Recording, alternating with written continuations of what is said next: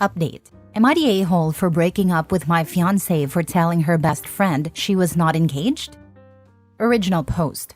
My now ex-fiancée 30 female and I 27 male got engaged 3 weeks ago. We had been dating for 5 years, and I finally saved up enough money to give her the wedding she wanted. A few days ago, we were discussing our guest list, and I asked if she wanted to invite her best friend. Let's call him James, 30 male. James lives in another state, but since they had been friends for 10 years, I even offered to pay for his travel expenses, thinking it would be great to have her best friend at the wedding. She declined, saying it would be too much work to bring him, and that she wanted it to be a family event. This surprised me, because she often referred to James as like family to her. I insisted, but she became annoyed and said, I didn't even tell him we were engaged. That took me by surprise, and when I asked why, she started stonewalling me, so I left her alone. After a couple of hours, I tried again to ask why she hadn't told him about our engagement, but she still refused to explain. I admit, my insecurity got the better of me. In the past, James had confessed that he had feelings for her, which she turned down and friend-zoned him. However, the way she talked about it always made me feel like she kept him as a backup, something both I and her exes had noticed. They were married in an online game, World of Warcraft, always made their characters look like a couple, and whenever she had issues with her exes, he was always there for her.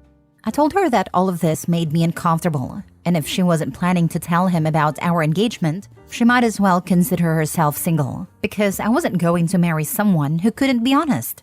I admit, I was being immature, but what she did next was even more so.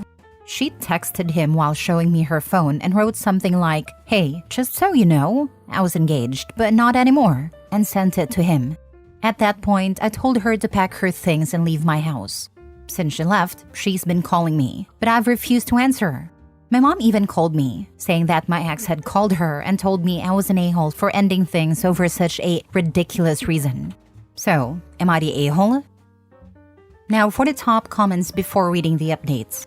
Not the a-hole. There is a reason she won't tell her best friend that she plans on getting married. I mean, most women think getting married is one of the biggest things in life and tells everyone she knows. Unless it will put a damper on something. You know, boyfriends hate hearing their girlfriend is getting married. The night I proposed, I am pretty sure that my wife was on the phone before I even heard a yes, with as many people as she could think to call. Not the a-hole. She wanted to keep her backup plan intact. Maybe OP should reach out to James and tell him this, along with copies of any texts she sent to OP confirming this. But that might be my bias talking, because if my best friend just kept me around as a potential backup, I'd kick them to the curb. So your ex-fiancée didn't want to tell her boyfriend about you. Unless you're poly, sounds like a great reason to end an engagement. If you want to confirm that she was cheating, offer to meet up with her for lunch. When you get there, tell her if she wants any chance with you, she needs to unlock her phone, and you read all of her messages between him and her on all media. I'm sure you will find more than enough to confirm that leaving is the best choice. Mini update. Hey guys, I made some dinner and I think I'm going to go with the commenter's advice. I'm going to ask her to meet up and ask to see their messages. And for my mom, I'm already low contact with her, but I'm going to make my decisions after I clear everything up. So I'm kind of promising an update. Now for the first update.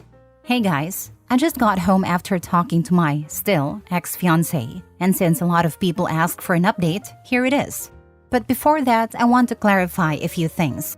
As I mentioned in my original post, I pay for the house since I bought it before we started dating, and I asked her to move in because it was closer to her job. I work from home, I'm in tech, but she had to commute, which is why I also paid for a car. Her salary wasn't great, and I thought I was helping out as her partner. I genuinely thought she was the one. Despite everything, she's smart, funny, and we had chemistry, but I felt betrayed. Now for the update. We met at a coffee shop under the pretense of discussing how to save our relationship, or at least that's what she thought. As soon as we sat down, I asked to see the messages between her and James. She got defensive right away and told me she had deleted everything. I asked to see her phone anyway. She started to ugly cry, asking me to stop. By then, I had already decided I wasn't staying in a relationship, but I was still curious. It took about 20 minutes of crying and even a waitress asking if she was okay before she finally handed over her phone. I went through the messages. There wasn't any cheating in the sense of nudes or love confessions, but what I've found still hurt. There were a lot of messages between them talking bad about me. They criticized my hobbies, I like video games and pro wrestling, and called me not a real man because of them. But two things stung the most. One, she had told him I was having trouble getting hard, which she found frustrating. Two, she complained about feeling stuck in a relationship. Yes, I was having issues in bed, but that was because I was grieving. My father passed away 6 months ago. As for the stuck comment, I remember telling her that when she got married, if she wanted, she could leave her job and I would provide for both of us. I don't know if she misunderstood that, but I guess it was related to her feeling stuck. After I finished reading, she started giving excuses for what she said, claiming James was like a therapist for her. She asked, "Don't you complain about me to your friends?" I replied, "No, I don't." She started crying again. I took a deep breath and said, "Just give me the ring back." She hesitated but handed it over. I stood up and told her to delete my number and not to bother me anymore. I called her mom and asked her to come pick up her daughter's things. Her mom is a good person, and I'm realizing as I write this that I'm going to miss her. She understood my decision to end things and didn't ask too many questions, which I appreciated. As for my own mom, I didn't bother calling her. I blocked her for unrelated reasons.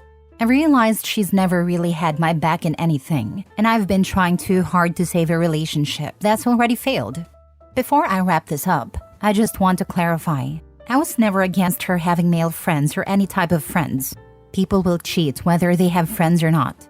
I remember my dad telling me when I was a teenager, opportunity makes the thief, but I don't agree with that. Anyway, I've got the next 2 weeks off work, so I'm going to figure out what to do with the wedding money, drink some booze, play video games, and watch Monday Night Raw later. Peace.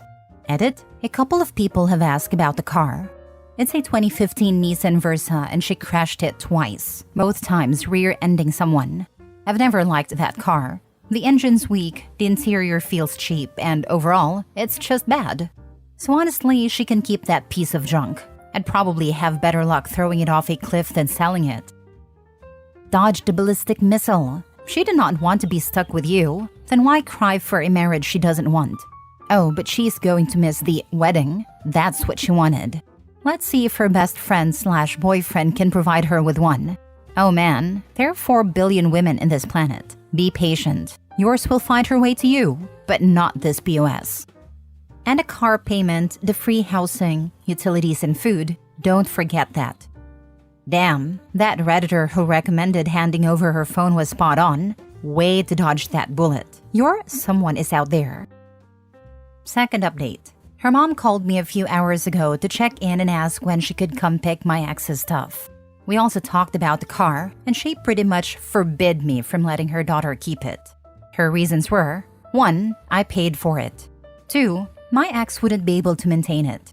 So I'm going to keep the car until I can sell it. God help me. Also, some people are confused why could it be a real man for playing games, and yet my ex and James played World of Warcraft.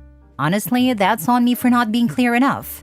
The real man comments were more about my pro wrestling hobby than the gaming, but there were some messages where they mocked me for playing certain games, like the Life is Strange series. I remember one message from James where he said something like, "How could a grown man play such a girly game and cry?" Yes, I cried while playing Life is Strange. I also cried during Red Dead Redemption 2. The I'm afraid cutscene still makes me emotional. Guess I'm just a crybaby.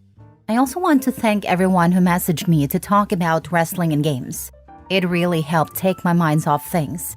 I haven't replied to everyone yet, but I plan to. If anything else happens, I'll let you guys know. Be good, people. Next story. Am I the a-hole for refusing to wake my girlfriend up for work, which led her getting fired? I, 26 male, have been in a relationship with my girlfriend Jess, 28 female, for 3 years. Jess and I live together. Jess is not a morning person. This is primarily due to the fact that she's up until 2 or 3 a.m. every day on her phone, despite having to wake up at 8 a.m. I've tried to get her to start going to bed earlier so she could wake up on time, but she says that would leave her no time to do her own things. Seeing as she only works until 4 p.m., this is patently false, but I decided not to press the issue. Generally, I have to wake Jess up. I wake up at 5, run for an hour, get home at 6, shower, eat breakfast, and use my computer a bit. I'll start waking Jess up at around 7:30. I fully understand it's ridiculous to have to wake a 20-year-old woman up, but I honestly don't mind, or at least I wouldn't mind, if it weren't for the fact that waking Jess up is a nightmare.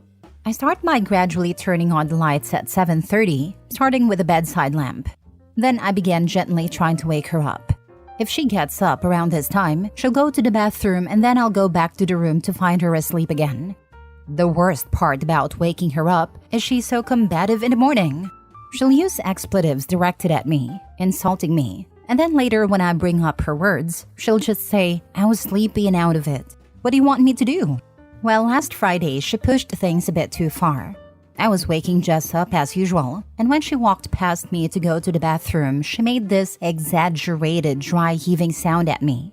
Then she said, "You freaking smell. Take a shower." I had already taken a shower and always keep good hygiene. That evening, I told her that our deal with me waking her up every day was done. I was done with her tantrums, done with her insults, and done with her frankly stupid facial expressions with how out of it she was. I told her that I'm not moving a finger to make sure she gets up for work on time. She was naturally upset about this, but I said she could wake herself up. Today was Monday, and lo and behold, she overslept and was over an hour late. Since she had already been written up twice during her probationary period for her job, this was an automatic firing. Around noon, she called me incoherently yelling about how I got her fired. I had to hang up on her to get back to work. When I got home, she immediately started shrieking at me more and then demanded half my salary until she found a better job. I feel like making her go cold turkey on waking up might have been too sudden, and apparently, she really liked the job she had.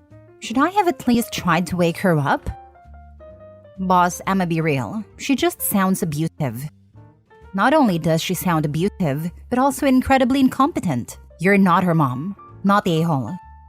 Even a mom or dad shouldn't have to wake up a 28-year-old adult every morning to get to work. Not the a-hole, and she sounds pretty toxic. Are you sure this is a relationship that makes you happy? When I filed for divorce, moved out, etc., ex and I still talked frequently. One day she asked, "Are you happy now?" I answered honestly, I am less unhappy now than any time in the last 5 years. Obviously, that was the length of our marriage.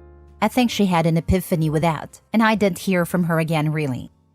I remember when I was married and my then husband and I saw an old married couple, and he said something like how romantic it was to be married for that long, and that he couldn't wait for us to grow old together. I remember feeling dread wash over me. The realization that I would be in this hell for 60 more years? 60 more years with him felt like a prison sentence. But that comment forced me to really look at my life and marriage and make a decision on if I was willing to keep being miserable forever or not. I left him about a year later. Even at my saddest point since my divorce, it's still happier than my best day with him. I'm so glad I chose happiness. Last story. Am I the a-hole for asking my girlfriend to move out because she started a career as an influencer and stopped respecting my privacy? I've been living with my girlfriend for 2 years. In the beginning, everything was great. We got along well, spent time together, and had a good balance between our personal lives and our relationship. But a few months ago, she started working on becoming an influencer. At first, it was just a fun hobby, posting some pictures, making a few videos, nothing too serious. I supported her and was happy she found something she enjoyed. But things quickly got out of hand. Our apartment has now become her personal studio. Every corner needs to be perfect for photos, and every room is a potential background for vlogs. When I came home tired from work, all I want to do is relax. But she immediately puts a camera in my face because she's filming content. Even our private conversations are often recorded without me knowing, and later I find them posted in her videos. It got really awkward when she shared part of a conversation where I talked about something deeply personal, which I didn't expect to be made public. I've tried talking to her about it, but she always brushes it off, saying I'm overreacting and that is just part of her job. She says I should be more supportive. Over time, this has really worn me down. I feel like there's no space left in our home where I can relax without worrying about being filmed or photographed. A few days ago, after yet another incident where I was caught on camera, I decided to have a serious talk with her. I told her that I understand her influencer career is important to her now, but for me, it's becoming too much. I suggested that maybe she should consider moving out, not because I want to break up, but because I need some privacy in a place where I don't feel like I'm always being watched. She flipped out. She called me selfish, accused me of not supporting her career, and said I was trying to control her. She even accused me of sabotaging her success instead of being proud of her achievements. Now we're barely speaking, and I feel like my boundaries and needs aren't being respected at all. I understand that her job excites her, but am I really the a-hole for just wanting some privacy and space in my own home? Am I the a-hole? No, you're not the a-hole here at all. She's delusional to accuse you of that. She's showing her character not respecting your boundaries. Exactly. It should be so that when I come home, I have some privacy. She could rent an apartment specifically for filming to keep some sense of privacy. If she needs to film you, then she's not the influencer. You are. What has she discussed with you about sharing her ad revenue and other income from these videos? You can be supportive, but my significant other doesn't come to my job and do my job for me. That's a wild expectation on her part. Being supportive would be like sacrificing half the kitchen table to set up as her backdrop or something, so it looks like she has an office. She can just fake the backdrop. Drop this chick ASAP. This girl needs constant attention and validation. Your compliance is not requested. It is being demanded, despite your legitimate concerns. Get rid of her. It's a very difficult decision for me because I love her so much, and I wish we could work things out. You are not the a-hole for wanting privacy in your own home. It's completely reasonable to expect a living space free from constant filming and recording, especially without your explicit consent. Exactly. Home should be a place where we can maintain a certain level of anonymity, not a space where we're constantly exposed online.